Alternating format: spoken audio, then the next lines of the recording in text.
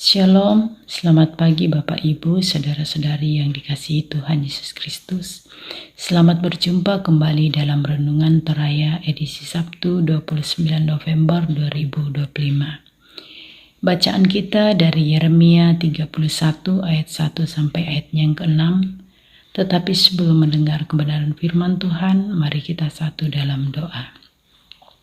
Bapa kami yang di sorga, Bapa dalam nama Tuhan Yesus Kristus, terima kasih untuk pagi yang baru ini. Kembali kami ada saat ini karena anugerah Tuhan.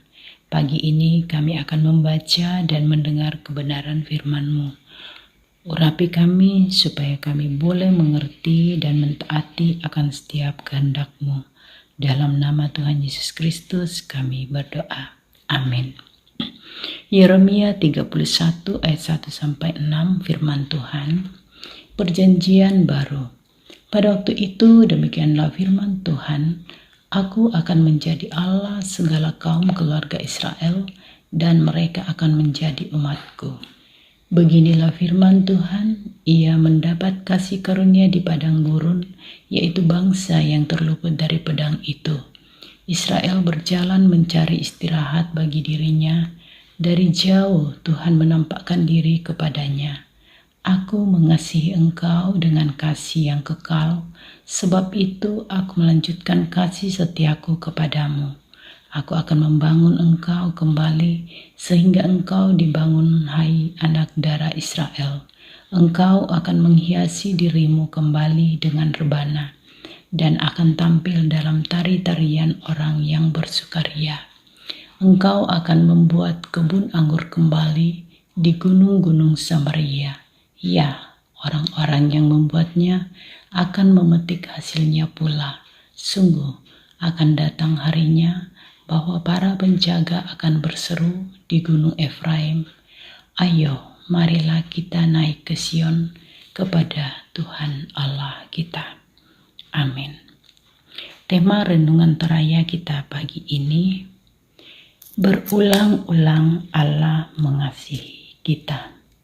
Tang tore tupuang mekamasei.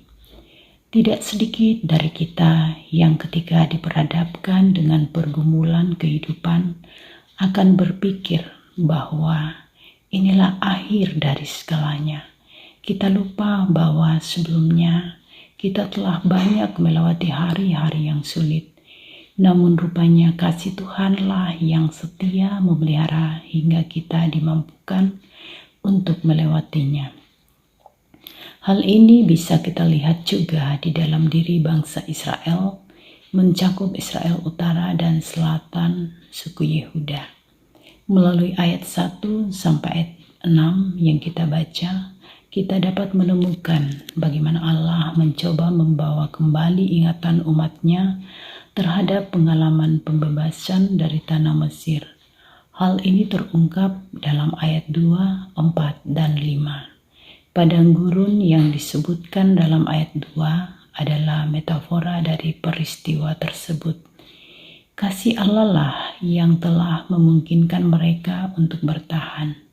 Sebuah pengalaman yang melampaui persoalan jasmani, sebab melaluinya umat menjadi umat perjanjian. Padang gurun pada akhirnya menjadi tanah di mana hubungan mereka dengan Allah mengalami pertumbuhan. Di sanalah mereka menerima pelajaran tentang iman sekaligus rasa sakit karena ketidakpercayaan. Sementara itu, keterangan dalam ayat 4 dan 5 membangun kembali, menghiasi kembali, dan membuat kebun anggurmu kembali semakin memperjelas bahwa memang ini semua telah dilakukan Allah sebelumnya, namun Ia akan mengulanginya lagi. Dengan ini Allah ingin umatnya mengerti mereka adalah anak-anak yang dikasihi. Bahkan telah dikasihi dengan kasih yang kekal. Ini memberi pesan bagi kita orang percaya bahwa ada kalanya kita akan melewati padang gurun kita, entah sebagai akibat atas perbuatan kita atau karena diizinkan oleh Allah sendiri. Namun dalam semuanya itu Allah ingin kita mengingat akan kasih setianya yang telah memelihara kita berulang-ulang, bahkan sampai seterusnya. Amin. Kembali kita satu dalam doa. Terima kasih buat firman kebenaran Tuhan yang sudah boleh kami baca dan dengarkan pagi ini. Terima kasih bahwa Tuhan selalu mengasihi kami semua dan memampukan serta memelihara kehidupan kami, sehingga kami senantiasa boleh melewati badai kehidupan. Semuanya itu semata-mata karena kasih dan kemurahan Tuhan bagi kami. Bapa dalam sorga, kami datang membawa seluruh kehidupan kami ke dalam tangan Tuhan. Orang tua kami dalam masa indah mereka, jemaat Tuhan yang dalam kelemahan tubuh, jemaat Tuhan yang mungkin ada dalam duka cita, yang berulang tahun, serta anak-anak kami yang sementara mencari pekerjaan, pun yang masih menuntut ilmu. Kiranya kasih dan kemurahan Tuhan senantiasa tercurah bagi kami semua dan senantiasa memberkati jemaat Tuhan.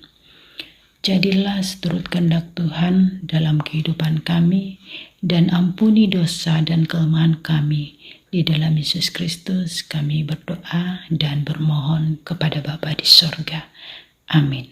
Demikian renungan teraya kita pagi hari ini. Shalom.